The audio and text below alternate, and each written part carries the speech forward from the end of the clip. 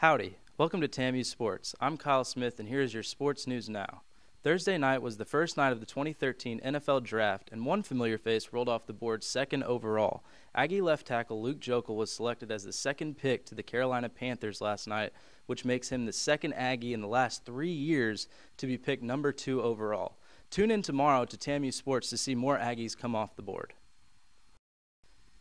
Aggie baseball continues to struggle after a tough loss to Texas State Tuesday night. The Aggies fell 3 runs short of the Bobcats with a final score of 4-1.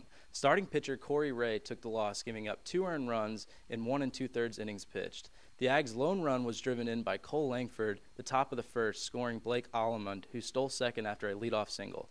It was all goose eggs from there for the Aggies, as the Bobcat pitching staff threw 8 innings of shutout baseball. The Aggies will head to Tuscaloosa tonight to begin a 3-game series with Alabama. Who knew that objects as simple as a small trampoline and a ball could create a national sports trend? A game they call spike ball has made its way to Aggieland. Reporter Kevin Vorbeck has more from campus. It's called spike ball, and it's slowly making its way across college campuses around the country. Howdy, this is Kevin Vorbeck with TAMU Sports, here at the Academic Plaza, where the Texas A&M Spike Ball Club is currently practicing in preparation for their upcoming tournament on Sunday. If you've never heard of it, don't worry, I've got the team captain right here to explain all the rules and how the game works. I'm here with team captain Logan Cornelius, who's going to talk to us a little bit about spike ball. Logan, obviously not a whole lot of people know about spike ball, what it is. If you were just to walk up to somebody and explain it to them, how would you explain the concept of spike ball to somebody? Well, a lot of the times it's described as a mix between volleyball and foursquare, because it's 2-on-2, and a lot of the rules are like volleyball, you can only hit it 3 times. You can't carry or throw the ball. You're just hitting it off your hands, and once it hits the net, it's the other team's possession.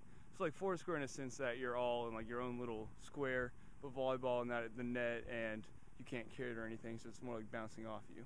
So it's like a combination of volleyball and foursquare then, something like that? I mean, that makes it kind of lame, but it's a lot more fun than those, I'd say. You mentioned the whole bobbling, you can't really hold the ball. What are some other rules about the game? There's a plastic edge around the net, and if it hits it's called the rim. If it hits the rim, then that's the other team's point. You can't hit the ball more than 3 times, like in volleyball.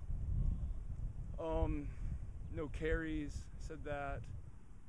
You can't get in someone else's way and block them, so you have to let them hit the ball. That's mostly it. Probably forgetting some stuff. Yeah. But there's obviously not a whole lot of teams or organizations that do spike ball. How many do you know of, in the area or at the collegiate level, and what's going on with that? I know that Harvard has a spike ball club. They formed it about 2 years ago.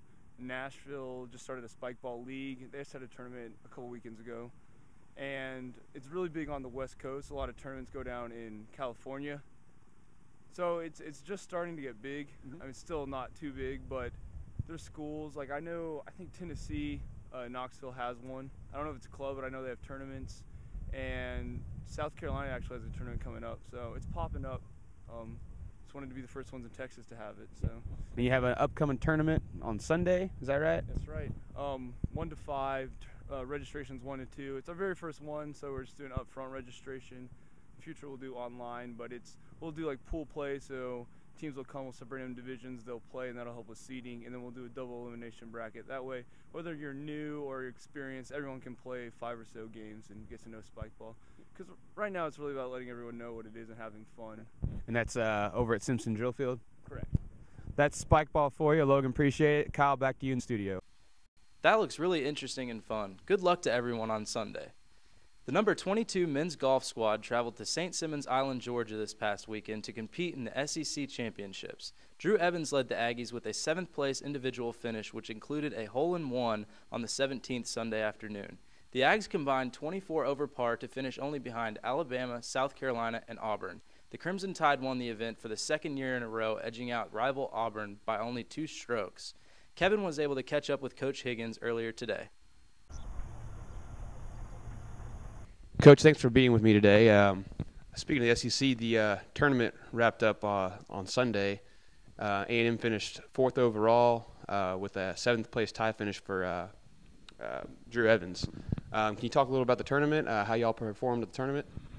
The tournament was great. It's held out at Sea Island, Georgia. That's where they have it every year. I'm excited to get to go back every year because you're going to learn so much about the course year in and year out. So it's going to be like a master's for us, where we're going to know where the pins are going to be. We're going to know how it's set up and learn how to play the course better every time. So I thought finishing fourth, our first time ever seeing the course, when all those other teams have played there year in and year out, was really exceptional. I thought we did a great job there.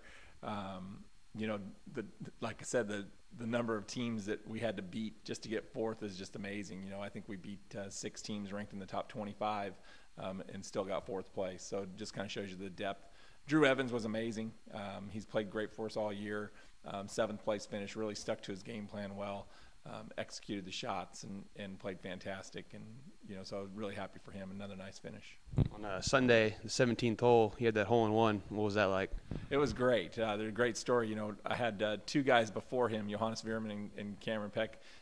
We gave them the line to hit over the left edge of the bunker, and both of them pulled their shot a little long and left. And, you know, it was the end of the tournament. We kind of knew what place we were going to get and where we were going to end up, so we were having a little fun. And so when Drew walked up, I asked him, I said, do you want to make a 1 or a 2 on this hole? And he goes, yeah, I do. And I said, okay, well, if you just listen to me, hit it right over the corner of that bunker, it's going to land and it's going to roll right up to the hole. It's either going to go in or you're going to have a tap-in birdie. And I go, it's 6-iron. And he hit 6-iron and he hit it right on that line, and it landed about 5 feet short of the hole and rolled right in. So we were pretty excited. He couldn't believe that I called it. Regionals change every year, so we don't know where we're going to get sent. So it's kind of hard to prepare for something until you know where you're going. We're just practicing hard. We're getting ready for finals. You know, it's a good time of year for us because we've got so much time before we play regionals. We can actually focus on school a little bit. The guys are practicing in between their studies, so it's good. We're getting ready. We're really trying to work on, you know, it's springtime, so anywhere you go, it's going to be windy. So we're trying to work on our ball flight and make sure we're keeping it low, and you know, and we're always going to work on short games. So that's where most of our practice is going. Thanks, Kevin. Congrats to Coach Higgins and his team. Outstanding senior distance runner Henry Lillet continues to wow on the track.